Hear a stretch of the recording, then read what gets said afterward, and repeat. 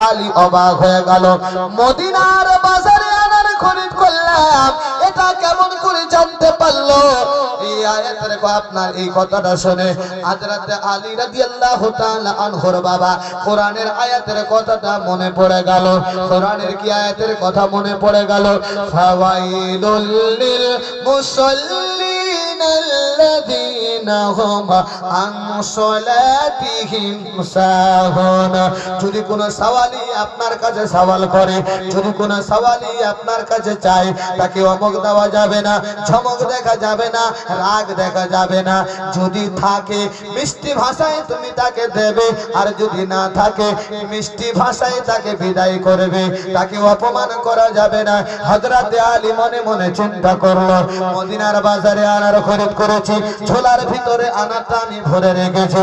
এই আনারের খবর যখন বলল, আনারটা ব্যাগ থেকে বের করে অর্ধেকটা আনার কাটলো, অর্ধেকটা আনার ওই সওয়ালিকে দান করে দিল। বাবা দান করে দেওয়ার পরে হযরত আলী অর্ধেকটা ভিতরে ভরে নিলেন।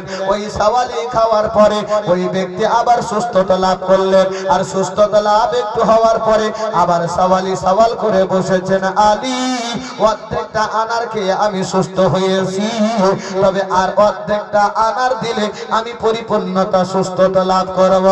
এই জামানার মুসলমানেরা সুনামানি কলিজার টুকরা, শুনে যাও রাতের বেলা হযরত আলী রাদিয়াল্লাহু তাআলা আনহু ওই অর্ধেকটা আনারও দান করে দিলেন, অর্থাৎ পূর্ণ আনার দান করে দিলেন। পূর্ণ আনারটা দান করার পরে হযরত আলী রাদিয়াল্লাহু তাআলা আনহু বাড়ির দিকে চলে আসতেছেন।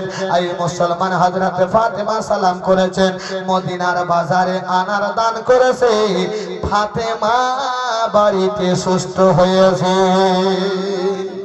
বুঝা গেল আল্লাহ রাগে ফকির বাবাকে দিতে গেলি আপনি যদি একটা ফল দেন 10টা ফল পাবেন, 1 টাকা দিলে 10 টাকা পাবেন, 100 টাকা দিলে 1000-এর নেকি পাবেন।